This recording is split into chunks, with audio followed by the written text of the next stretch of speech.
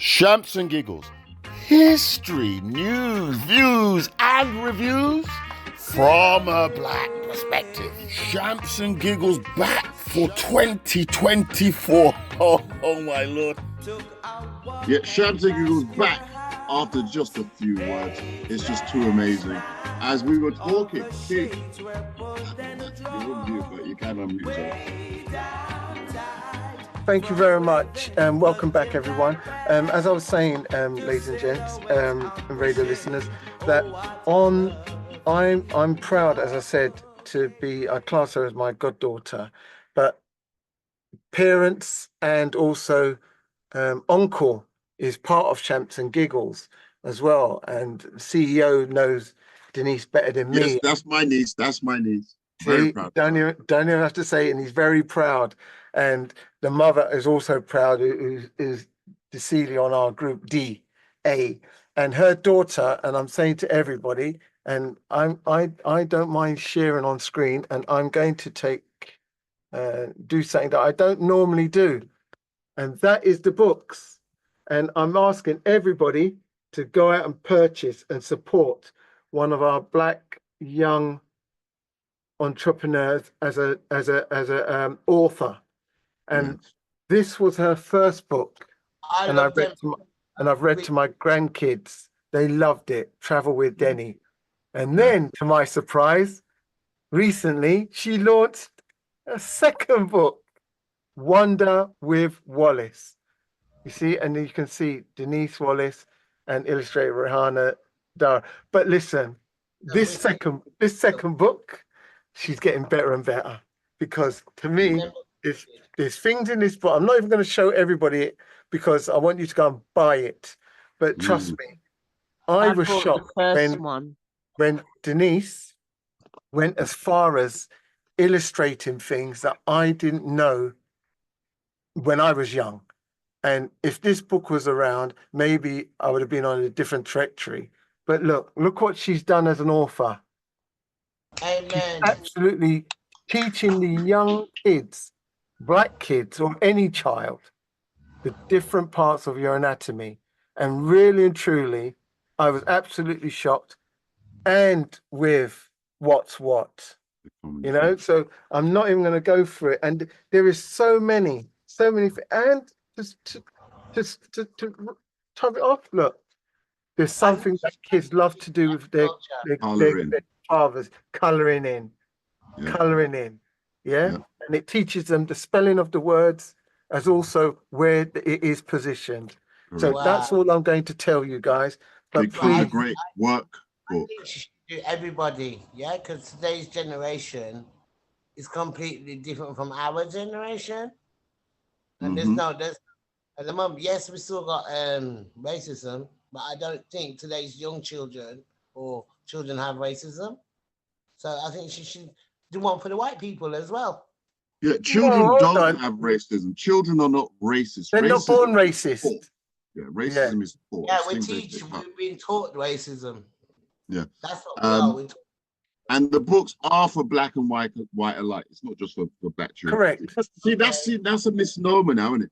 Just because there's a black face on the cover does not mean it's only for black people. Black people have been buying books with white faces on the cover all our life. Years, centuries. And we've never said, because it's a white face, it must be for a white person. It's just a book. Exactly. No, we go back to colouring. Go back to colouring. You colour it whatever colour you want to colour it. There you are. So she provided that opportunity in the book where they can colour in the page. Travel with Deni, Wonder with Wallace, and the website is travelwithdeni.co.uk. Deni spelled D-E-N-I. Interesting again, guys. I do say, especially our radio listeners, do visit the YouTube page, because everything is recorded and posted on YouTube, Facebook, and the like. And you'll be able to see the visuals. If you've missed anything here, wondered what it looked like, and so on and so forth, and you'll be able to get the full visual, because we not only showed the book, but obviously on the website you get to see the author holding the books, very proud, and you know, the speech she's given, the children she's taught, because she's a teacher. She's teaching in Qatar, I often used to say Dubai, but it's Qatar. She corrected me 100 times. And doing well for herself. And it's just a great asset to have in the family and in our community. You know, another one of us stepping up, doing big things. Absolutely phenomenal. As we continue on, so that's a congratulations, by the way, on release of her second book. Yeah. We spoke also this week about, and it was on the cover there, about this young man, Dorsey. Last name, sorry, the first name Osborne, last name Dorsey. Black inventor. He invented the doorknob. You know, what would we do without a doorknob? So as we're going to give tribute to him, to Dorsey, it was put out this week, Osborne Dorsey, and then also composer Samuel Coleridge-Taylor. Have to big up, by the way, the graphics done by the team here. Yeah. You know, it's going from strength to strength. So Osborne. Now, to be fair, Jemmy, is that your hand up, or did you say already? Osborne Dorsey looks like he's frozen. Osborne Dorsey, yeah, inventor of a doorknob. I dare say many people would think of that as being, it's just a doorknob. Alicia got a hand up, start the things. I'm sorry, no, Jemmy was before me. Yeah, I said his name, but he looks like he's frozen. Him now move. Oh, there you go. Jerry. Sorry, it's gone down again. It's gone down again. What's gone down? He said he was calling Kiana's up. I was watching something. I was doing a bit of research. Okay, we're talking about Osborne Dorsey. Is it me? No. God, sorry. No, then It's Leisha. Darcy. His name is Darcy. Okay, who am I going to? Leisha then. Leisha, come in. Part the thing. You can finish, Jace, if you want to run. Go on. Osborne Dorsey, yeah. So he invented a doorknob. So I posed the question. Many would think that a doorknob, I mean, what's the relevance of that?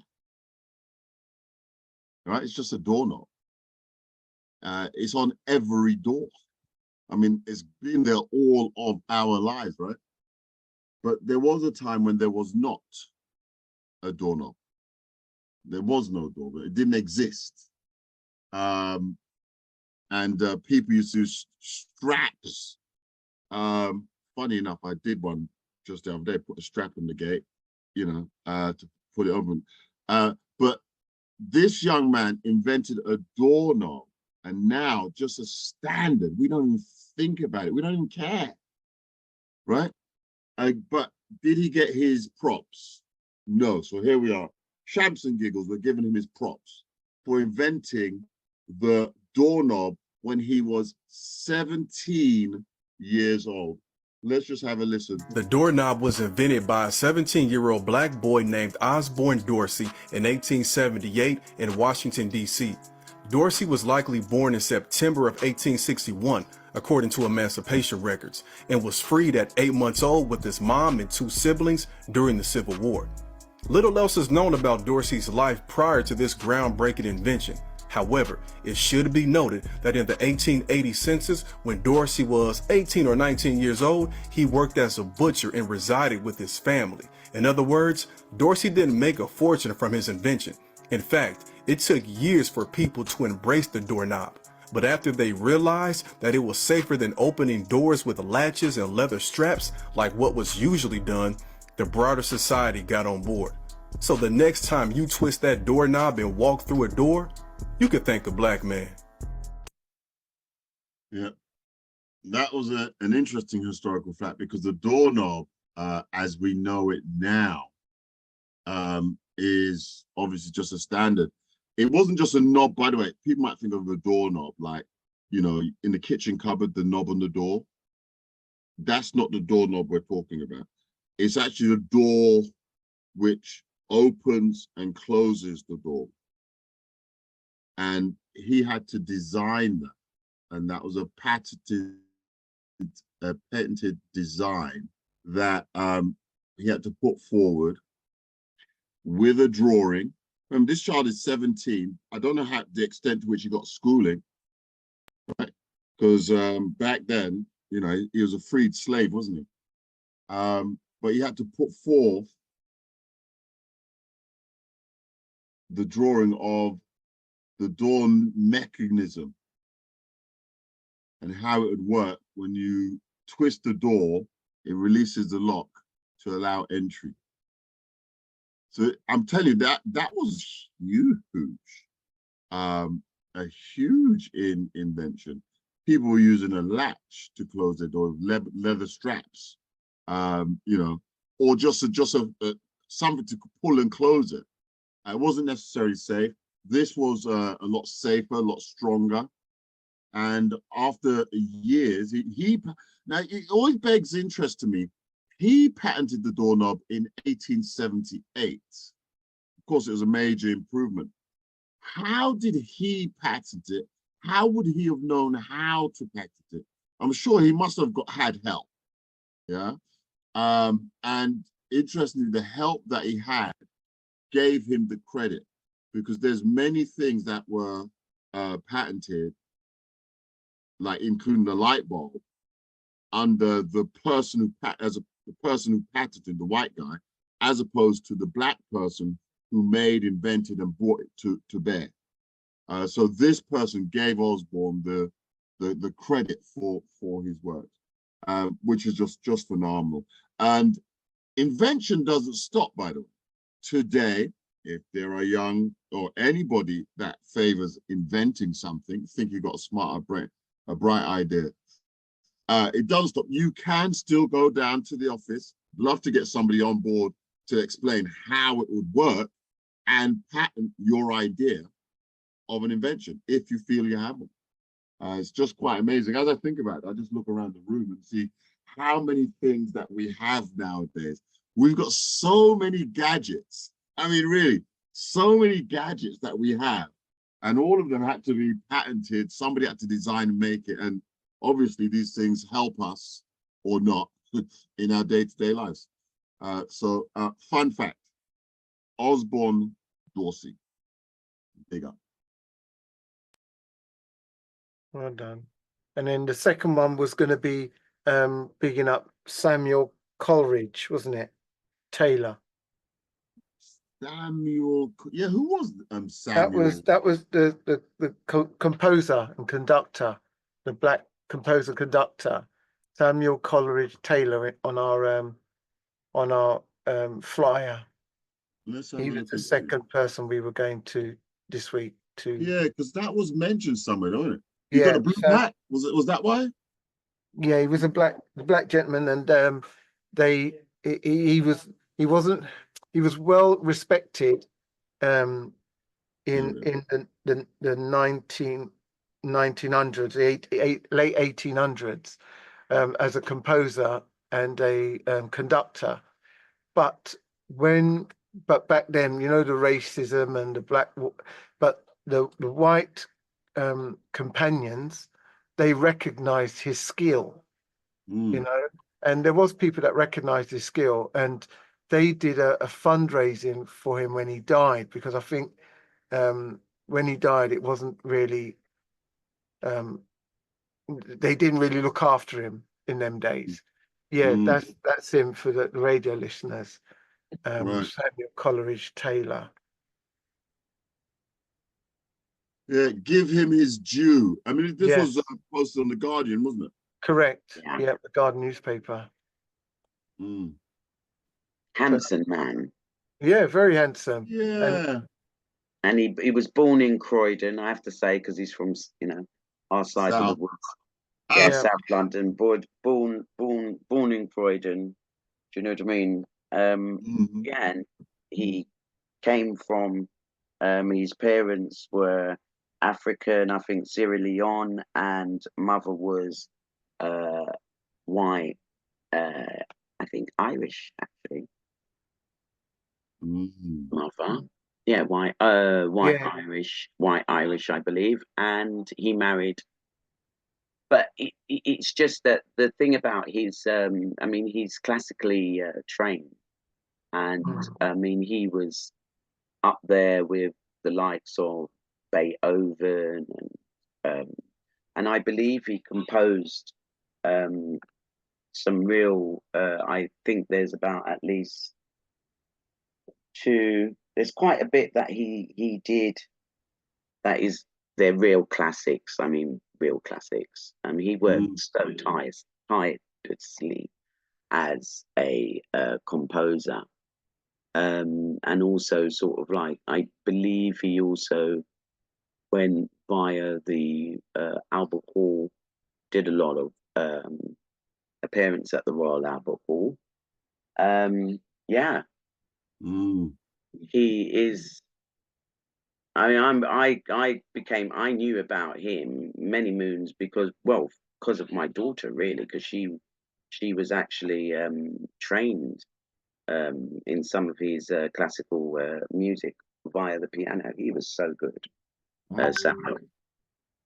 Samuel Coleridge-Taylor, yeah. And there's a lot of people that don't know about him, even when you think about in school, because my daughter brought him to her school and enlightened her head of department, who was so shocked, and went and looked him up and came back. He even said to me when I went for parents' meeting, "Oh, your daughter enlightened me by a man name," and I said, "Yeah, I got enlightened the same way too, because I didn't know nothing about him." But yeah, it paid off. Paying a young a guy who went to the Brit school, Nathan.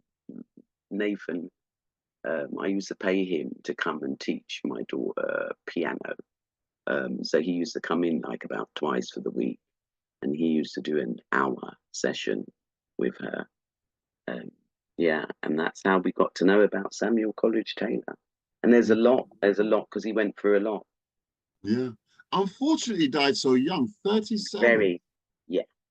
And that just goes to show how, even feeding yourself back in those times, because he did have quite a few children, I'm sure.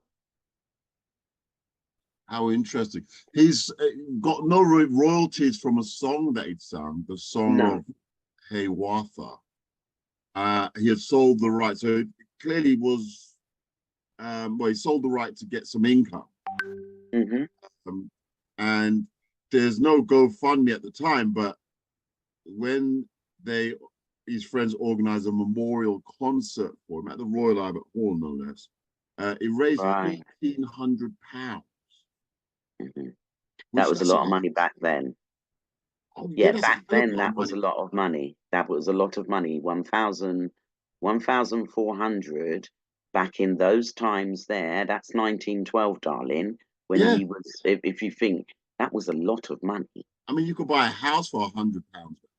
Indeed. So that was a lot of money that they raised for him. I mean, that was part of his home, really, was the Royal. He did so much concerts at the Royal Albert Hall. And also, I believe the school, which is the Royal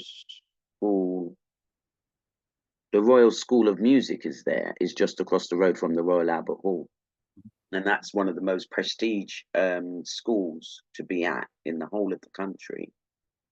Is right across the road from the Jamaican embassy. Prince, what's it called? Prince, where's the Jamaican embassy? Prince Salt Road or something? Prince Courtier? No, Prince.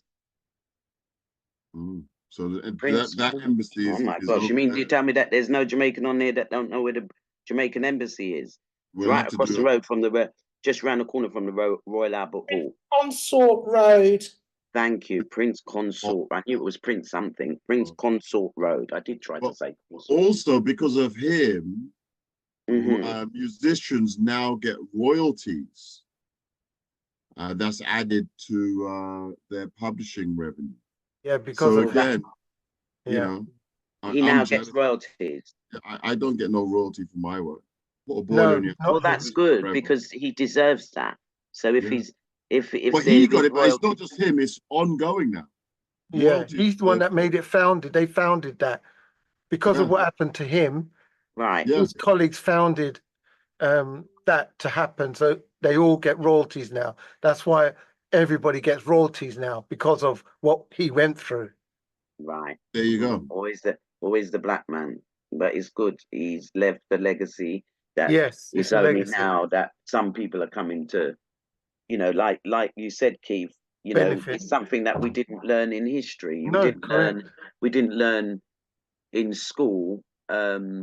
You know, and that's what we talk about as being part of Black history. I mean, these are things that should be learned in school. There should be no teacher within the department for, you know, for music or for arts that doesn't know about Samuel Coleridge-Taylor. It's shocking and disgraceful. It really is. We know about Beethoven. I mean, come on, how many can you... You know, the thing about that, Pinky, you know, the Lord Ousley, you've got to have somebody in the room that makes the decision. So with the schools, the curriculum, if somebody has to be in the room that's going to help make the decisions on what the children are taught.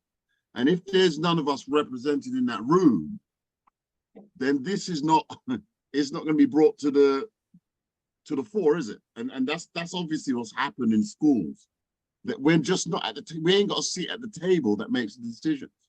And hopefully that will change, or that's changing, but hopefully it will become more widespread. Yeah. Jemmy's got his hand up. Go on, James.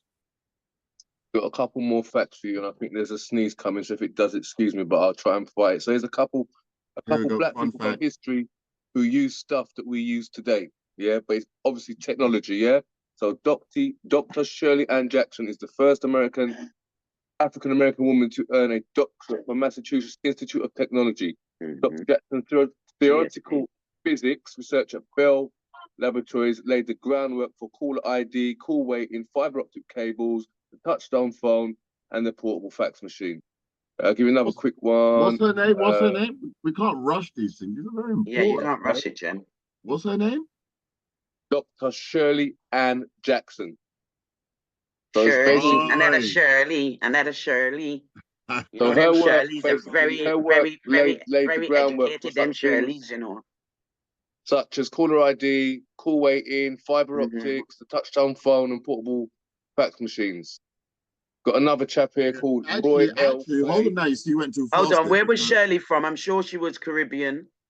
Because according to AI, which is what Google does now, it gives you the AI review first off.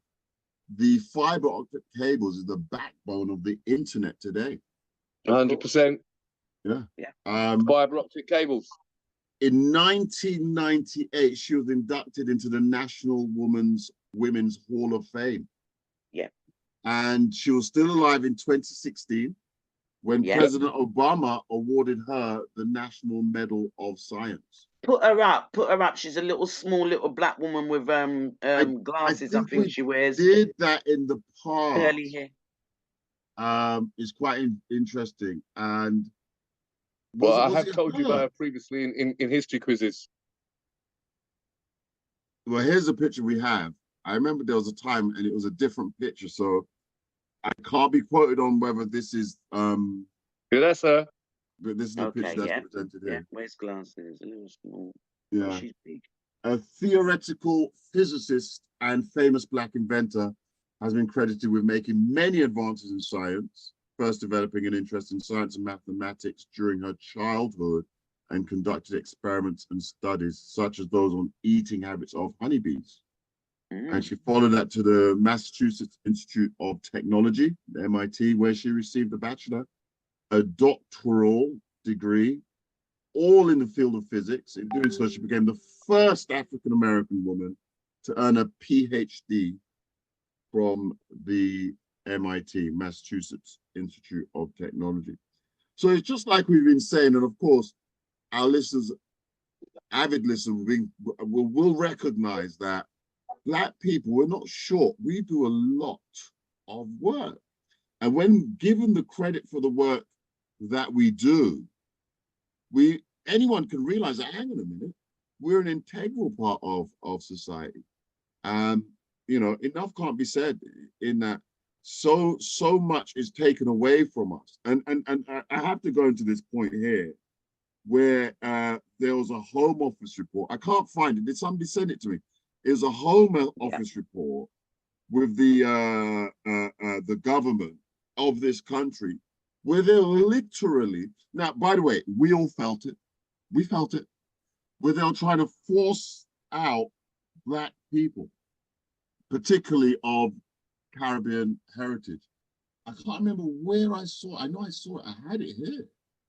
Yeah, I sent it through to you. It's in our group. It's in the board meetings group. Yeah. Oh, the board meeting. Let's have a look in there. If somebody sent it to me, it's a damaging report. Yeah. But the thing about it is, how would I find it if it's damaging report? The thing about it is, we would look for it. There's an actual document. It's not that it's shocking. It's like, remember like Stephen Lawrence, right? We knew something was amiss. And then lo and behold, years later, the news of the world had to be shut down because there was listening in on people's voice messages.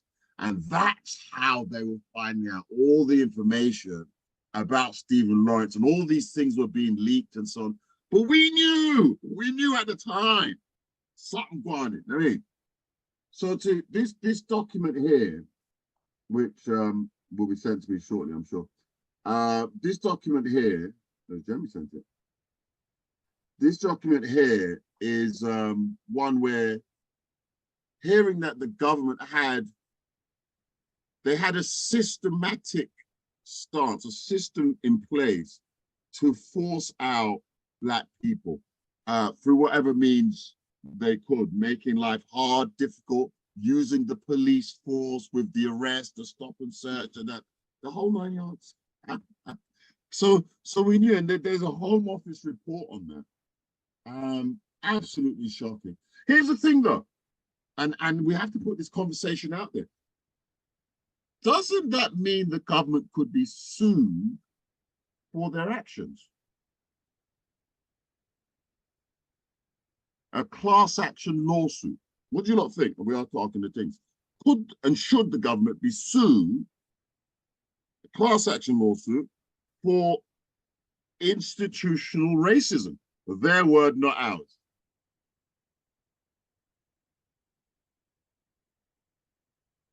Ask the king. You need to ask the king. Oh, the king.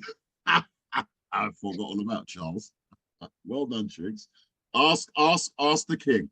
Ask King Charles what's the ramifications for such racism? It has to be put out there. Because how can they get away with it? And that's the thing, they get away with it. Because we don't complain. We don't make up noise. We don't create a fuss. Leisha, your hands up, part of the things. We don't create a fuss. We just sit back and accept it. Oh, well, it happened. Come on now. Leisha? It can be done. The government can be sued. Costs a lot of money, would cost a lot of money. And I would presume that if the government were taken to court for this unjustly violations of human rights, I would call it, they will string it out.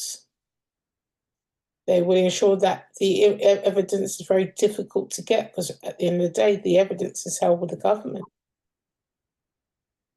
But it's out there now. The damning report has been released.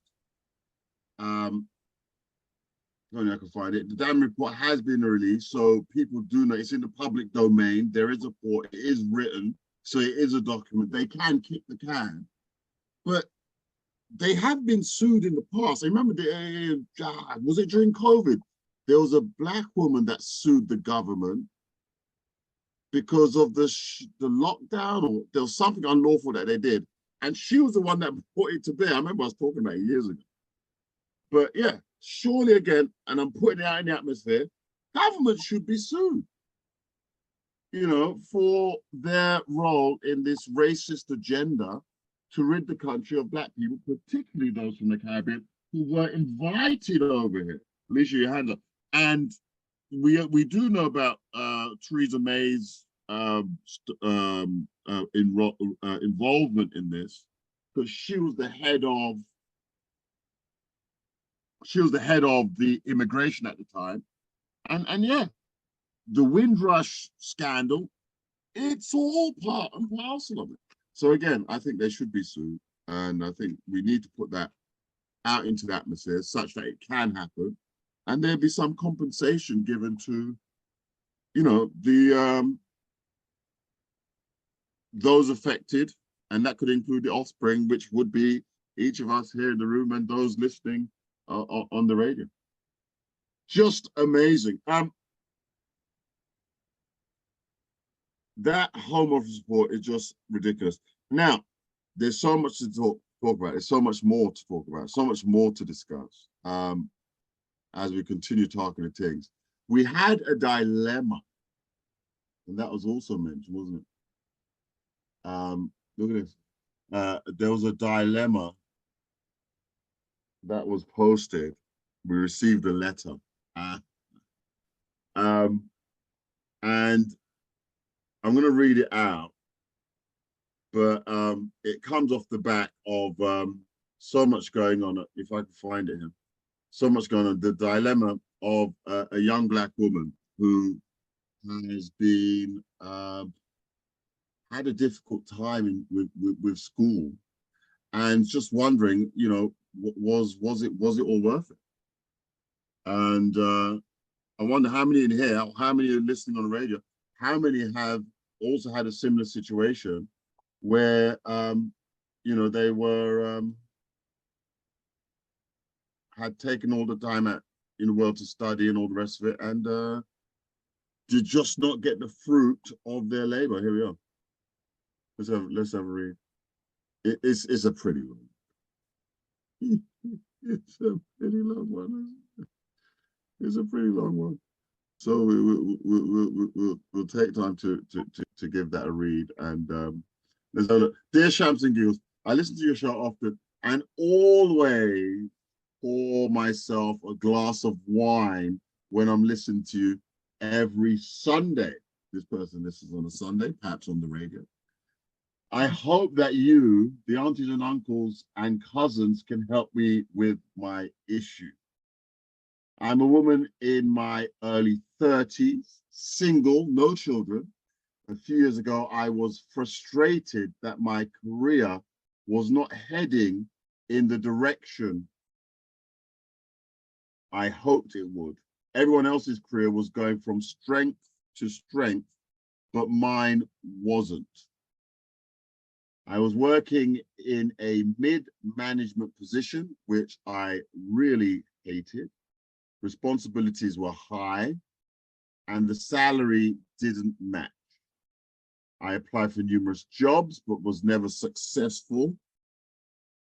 After the second stage interview, and I was also turned down from 2 opportunities for promotion in the company I worked in, they said the people they selected was more qualified than me. I think we've heard that before. Literally, you can read it. I was frustrated and could not see my career continuing with the company I worked for, so I resigned and decided for the first 6 months I would chill and do things that edified me. Some traveling, hobbies, etc. Before starting my studies for a master's in international business management. Thankfully, I graduated last year. Okay, so you graduated last year, you had 6 months of chill, so now you're looking for work. During my time off from work and my master's, I built up a huge debt on my credit cards and took out loans. That wasn't really clever though, was it? Partly to pay for my master's, but also to pay my bills. Rule number 1, you don't take out a loan to pay bills, but continue. Early this year, I found a job that helps me pay for my bills and some social pleasures. It really isn't the job that I want, and is in a totally different sector than I wanted to work in. My concern is that I'm beginning to regret leaving my last job and that I am in so much financial debt. I also feel like I've let myself down and that my parents might be embarrassed because they were so vocal in telling their friends and our relatives that I would be this amazing businesswoman working in the square mile for companies like Barclays, HSBC, etc. I'm applying for jobs at the moment, but my confidence is low because my debt is getting to me. Please, could you give me some advice on how I could keep myself motivated? Have I made a mistake by pursuing a master's? That's the question, that's the dilemma. What do we think about that, guys? It is a dilemma she's in. She's done the work, done the studying, etc., got the qualification. If the qualification is worth an annual income of, say, 100,000, well, she's not getting that because, of course, she's working menial job just to help her pay her bills, and she's falling behind. Pinky, your hand is up, part of the things.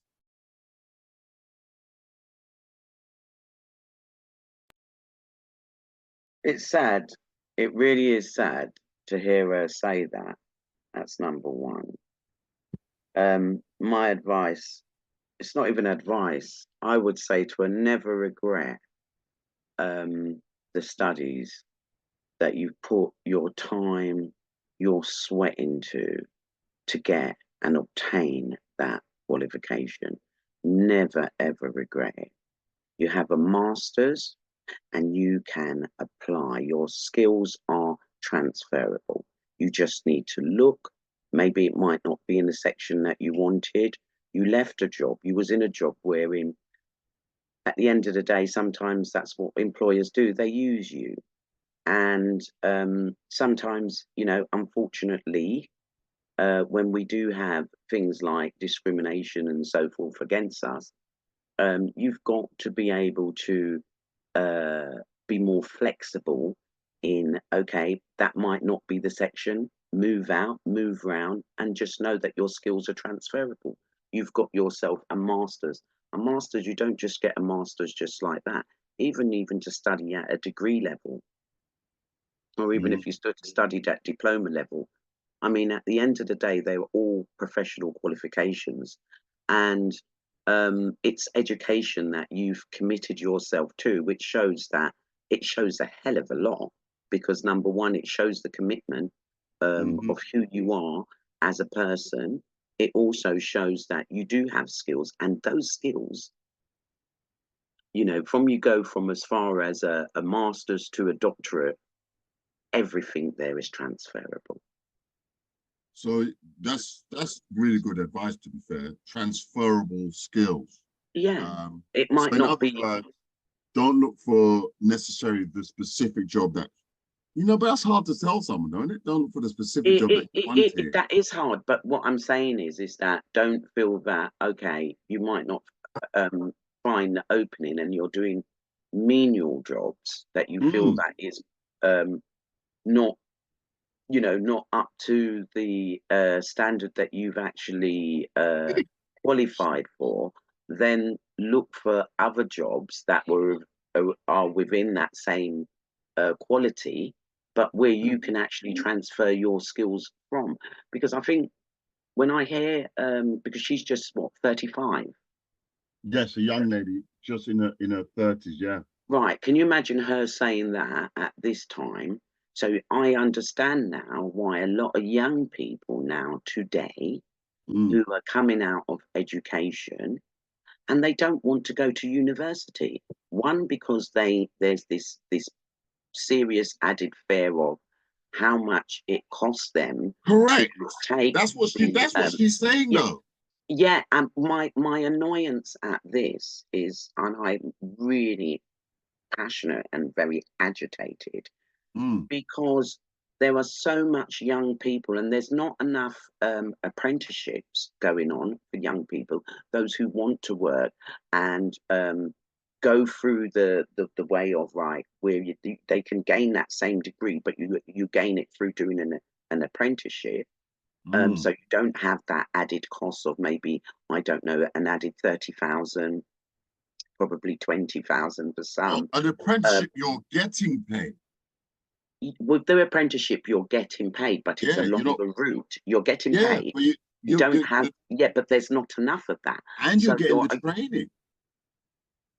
But there's not enough of the apprenticeships, Joseph. That's the problem. So if you're going the traditional route, and the traditional route is to go from school to university, from university then into your work.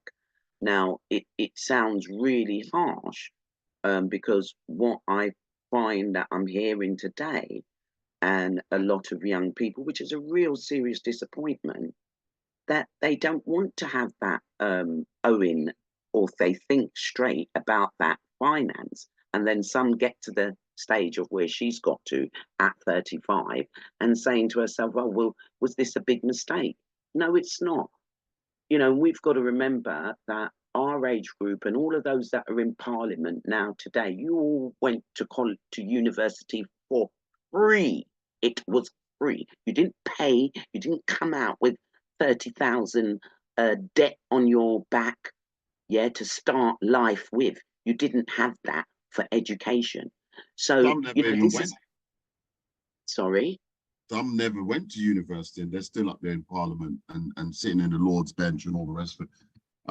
You know, so I think she's hard pressed. But hold on, Piggy, a minute. Let's just see what.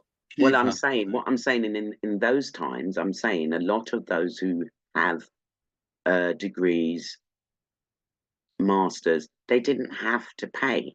Correct. A lot of them didn't have to pay. We have a surge of young people now who are deciding, and this girl is also a prime example of someone who's got to 35 or 30, who's saying that was a waste of time. Was that a waste of time? I feel that that's so sad. I'm saying you're saying it was not a waste of time. Now we're going to come back. Let's see what Keith has to say. We'll come back. Let's see what Keith has to say. Keith, what's your thought? Yeah, thanks for that. Thank you for writing into Shamps and Giggles.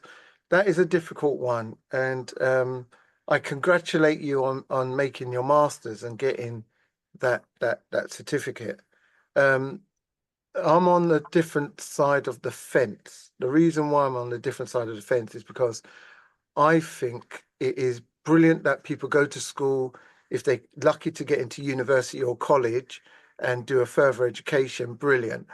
The only upset that I have is that you'd find that, especially in this country and the young children of this era, they amass a massive debt.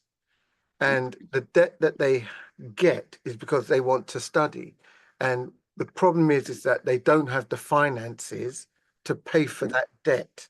So majority of them are always going to be having an arrears, and that debt follow them through their lifestyle or through their jobs that they have, especially if they don't get the job that they've studied for. So if she's done her masters in finance, I think, and some of the companies that she had, like Barclays, PricewaterhouseCoopers, and so she wants to be in that financial bubble element, so to get that sort of wage.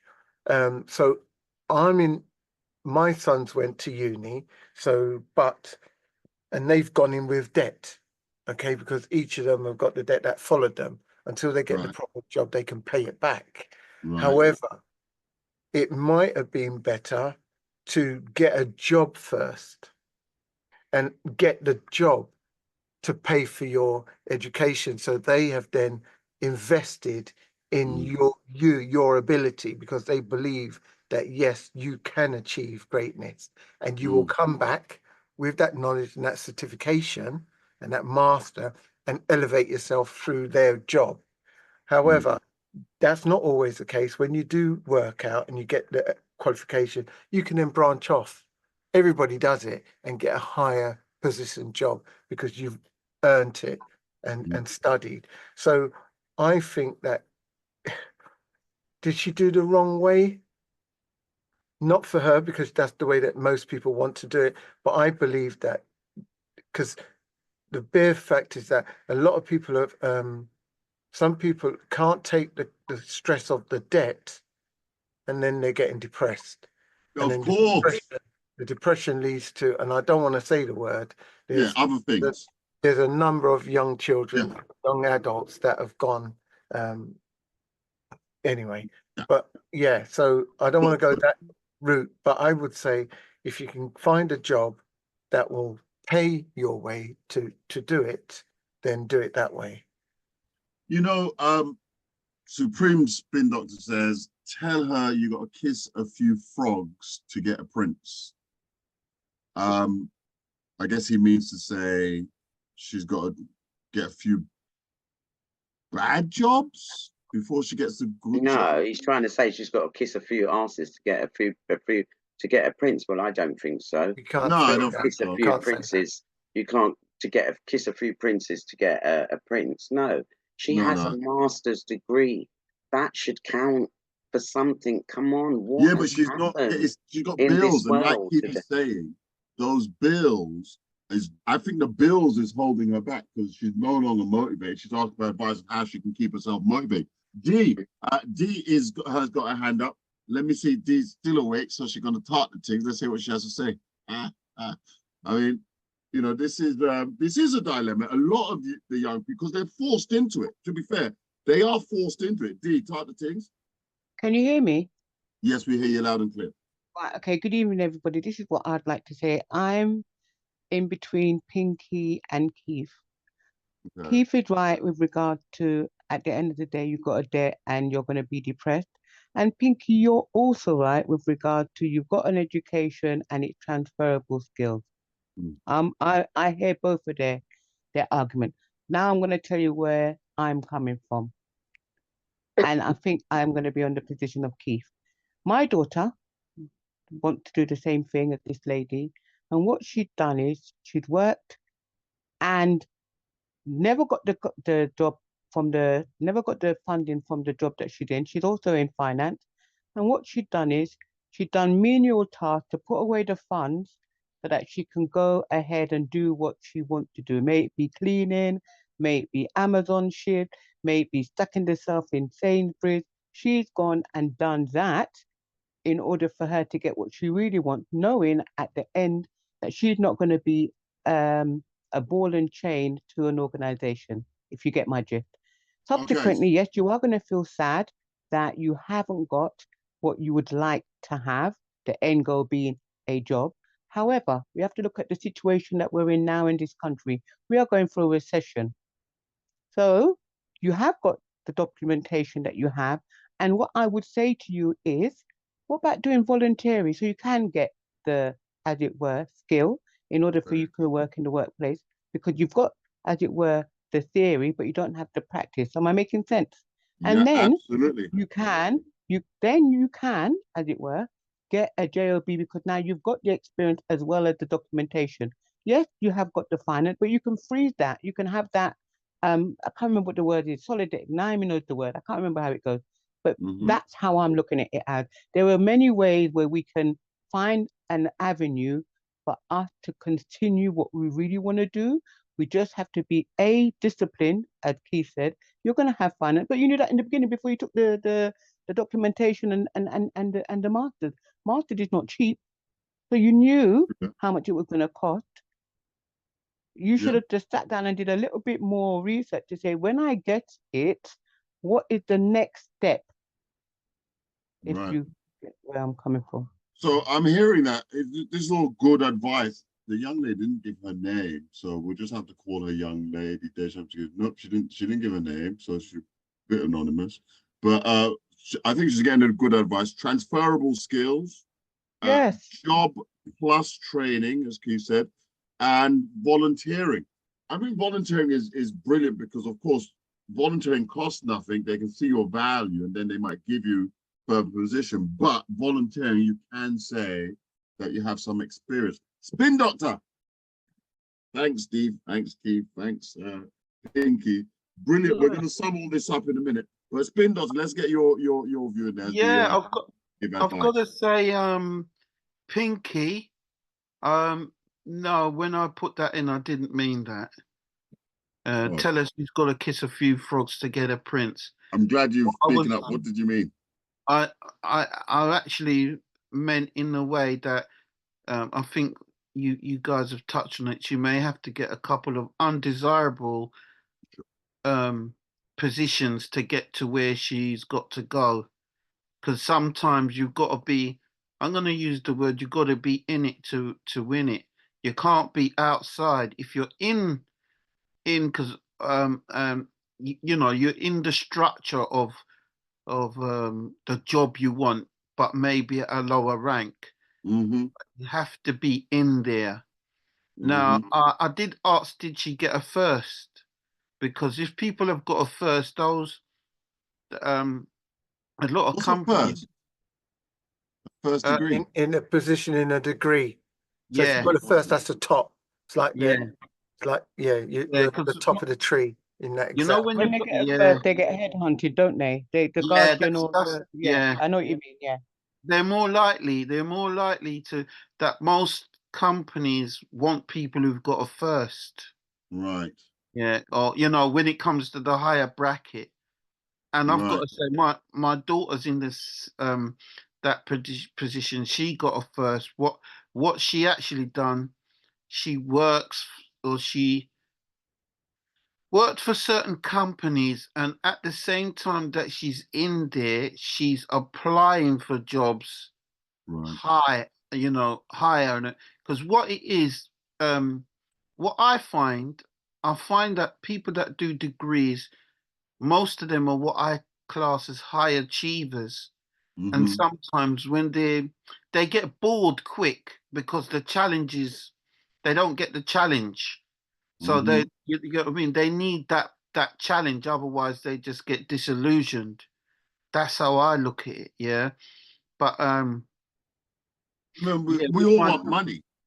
Pardon? I figured they go for a degree because they want money. At the end of the day, they want the prestige, the salary that the degree allegedly suggests that they'll get. So if I get a degree, then my income level should be X. It has to be 100. It has to be 6 figures, isn't it? I mean, seriously. Yeah. It also, the problem is you've gone university, you've got your degree, but you don't have the experience. Right. So that's what the problem when they could, because they're not going to give someone 60, 100 grand straight away. So you're going to have to, like I say, kiss a few frogs and work your way up. So the thing Pinky was saying, transferable skills, right? So now you're transferring your skills. So no longer you're going to be the doctor. You're transferring the skills to something else that a consultant maybe. What's those people that listen to you? One of those ones. The counselor. Yeah. So you're not the doctor now. You're now a counselor. But if you want to be a doctor, then I guess the letter would come in saying, "Am I settling for less?" Do you see my point? So given you spent so much money, 30,000 or something, 40, 55, it's a lot of money. To end up in not doing the thing that you were destined to do, it's got to be, as what she put it, demotivating. Pinky, your hand's gone up. By the way, Shams and Giggles, we do this each and every week. Find us on shamsgiggles.co.uk. We're on the radio as well. We're on TikTok, Instagram, and so on. Just Google it, you can find us. Sorry, Pinky, to intervene. Do carry on. Transferable skills. So she's settling for less, which she's done, by the way, Pinky, because she's taken a job. By the way, whilst Pinky's trying to find the mute button, I'll suggest that this is what I would say. Go to an agency. These agencies are amazing. You tell them you've got a master's degree, they will find you a job that needs someone with a master's degree. So your transferable skills, your volunteering, your job and they'll do all that for you, and they will sell you, because that's how the agency makes money. They will sell you, because that's how they're going to get paid. They will sell you like them car sell again. They will get you that job. They will get that position. Even if you're only in there for 3 months, there's your experience right there.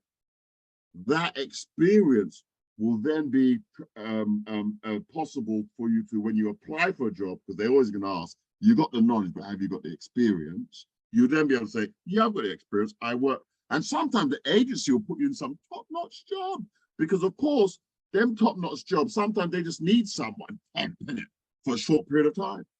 You know, Toronto Karen says, headhunters are really good if you have executive level experience. And an agency will get you into those positions, even if it's for a short time, but now you're building up your experience. But for goodness sake, I mean, she didn't say where she was working, but don't work in McDonald's and B&Q and think that, oh, I'm a manager in B&Q, that's transferable. Oh, hell no. No. I mean, if you have to, but go down the agency route and they'll put you in one of those big companies. The big company might not employ you directly. They'll take you through the agency, and oftentimes that same company will give you the job. Tell me I'm like, Pinky, your hand is up. Oh, she's trying to find the mute button again. Yeah, no, I just think, you know, just keep at it. Just keep at it. Just keep knocking on the doors, basically. You have to do it. Yeah. You've got a master's, and it's not something to regret doing. For anybody that does any form of No, you can't regret it. No, because it's an investment. How many years for the master's? Well, if you do, a master's, if you've done 3 years as a degree, you've spent 3 years. A master's now is an added 2 years. Okay. So at least 5 years. Yeah, so that's 5 years, and then if you do a doctorate, you know, you're adding another what, depending on, you know, but you're adding at least another what, another two. It could be 7 years. Listen, if I started for 7 years, you must make sure that I'm going to be the doctor or whatever they told me I was going to be. I'm going to be that because I want that money. In 7 years, you're looking at 200,000-300,000. You've got to be lawyer, doctor. I mean, that's what my dad used to say to me. You have to be a liar, a doctor, son. You have to have ambition. Patrice says, some jobs will say you're overqualified, though. Of course. Toronto says headhunters are really good if you have executive level experience. But I think what we're all saying is keep on trying. The master's is valuable. There's other ways of getting experience. Build up that portfolio using those variety of avenues that are before you, an agency, volunteering, paying for additional training in the field. And also, she shouldn't be paying anything back until you're earning over a certain amount, and you should be earning. And I think you don't start paying back until you're earning over at least 25. Yeah, 25 is not a lot of money in London. Yeah, 25. Yeah, I think that's the threshold for it. If you're earning underneath that, I mean, student loan would still write you, because I think student loan still writes me today. But you ain't getting no money until I get the money I need. Well, there you are. You see, that's my point. 25 in London, that's what, 22,000 a month. 2,000 a month after tax is going to give you about 1,500-1,600. Where are they going to live? Because that's you're not paying back no student loan on 15,000, 16,000, not even 20,000. 25, you said. You should be earning over at least 25 grand. Yeah, that's what I just brought that down. 25,000 will only give you about 1,600 a month in your pocket, because you got to pay tax and national insurance. 1,600 a month. Where are you going to live? Rent for a room in London. That's what I'm saying. Be they take back about £16 when you're earning good money. Then they start take back about maybe £16 a month, depending on what you're. Sometimes it depends. It depends on what. That is as low as they can go. 16 or 20 or 20 something like that a month. On 35,000. Well, yeah, because if you're So in over a other words, you're certain paying that for a threshold, the lifetime. lowest that if you're over a certain threshold, the lowest they will take is about, I think it's about 16 to 24 a month. The highest that they can take is probably about a one-er, just under a one-er a month. I understand why the girl's depressed. I mean, I know. I'm the expert. Don't trust me. Hey. No, but she'll be depressed because now they're saying it's a lifetime. Yeah, By it the way, can be bye a to the radio lifetime. listeners. Well, it's Thank you only for a joining us. We'll be lifetime back next if week. it. It's a lifetime of debt. It's a lifetime of debt. Only, yeah, well, And you know that don't enough sit people well can because don't pay it back, innit? well, nobody's dying. Don't think about it. That's why I Prices say are continually increasing. go and get your education, right? They all got their education. I say to anybody who's listening, go and get your education. Don't worry about the money to paying it back. The father said, don't worry about nothing. Take the money and take the education and don't worry about it. It will look after itself. I believe get the, but personally, I believe get the job. I'm getting the job first, and then educate Excuse yourself me, you whilst you're can't working. get the job first and then education after. So what job you're going to be what job you going for Well, when you come out of if you want to be a doctor, what job you're coming for when you come out of school at 16? If you want to be a doctor, start with being a nurse. See, and now you've got skills and you've been in the hospital. And whilst you're the nurse, do the training for the Let me doctor tell you outside. this. Let me So tell you job this. Let me and tell you training. this. It's Somebody better said you that. do the no. Let me tell you. No. It don't work like that. Let me tell you how you do it. It's nothing like if you wanted to be a doctor and you're in the hospital and you're starting off at a nurse, you still have to have nurse. You still have to. It's a 3-year training for a nurse. There you are. Degree. Nurses have degree. Okay, if you're working as like all nurses don't have a degree.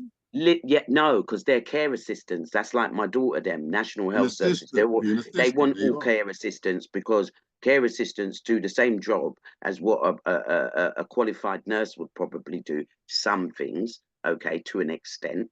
Right. But for me, that's using. Yeah, they should all be at